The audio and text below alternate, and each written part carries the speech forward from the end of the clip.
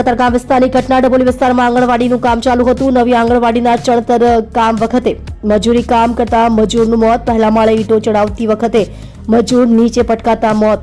પરિવાર દ્વારા કહેવામાં આવે છે કે કોન્ટ્રાક્ટર દ્વારા ઓવરટાઈમ કામ કરાવતા ઘટના બની તેવો આક્ષેપ। મેહુલ પરમાર, ઉંમર વર્ષ 28, મજૂરી કામ કરતા મજૂર નીચે પટકાતા મોત।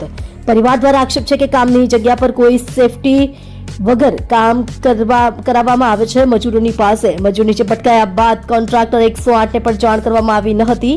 પરિવારની માંગ છે કે જ્યાં સુધી મૃતકના પરિવારને આર્થિક મદદ નહીં મળે ત્યાં સુધી ડેડ બોડી સ્વીકારવામાં આવશે નહીં।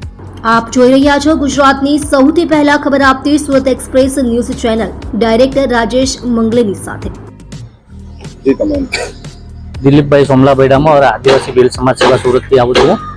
હવે સાંજે અમને જાણ પડી કે સિંગલપુર જ્યાં રસ્તામાં જે ડબોલી વિસ્તાર આવે છે તેના અંદરમાં કંઈ આંગણવાડી બનાવવાનું કામ ચાલતું હતું। તે દરમિયાન આ ભાઈ ઉપરથી નીચે પડી ગયો। કોઈ પણ જાતની સેફટી કોન્ટ્રાક્ટર કે આપી નથી, કોઈ પણ સુપરવાઇઝર હાજરમાં નથી। અને ભાઈ એ લોકોની બેદરકારીથી મોત થઈ છે, એટલે પરિવારને કાયદાથી ન્યાય મળે એવી અમારી સમાજની માંગ છે અને પોલીસ તંત્રને એટલી બધી કાયદેસર ગુનો દાખલ કરે એવી અમારી માંગ છે। પરિવાર સ્વીકારવામાં નહીં આવે તો માંગ અમારી માંગ સ્વીકારવામાં નહીં આવે તો અમે ડેડ બોડી લઈ નથી જવાના અને અમે પોલીસ કમિશનર કચેરી જઈને હંગામા કરે એવી મારી અપેક્ષા છે।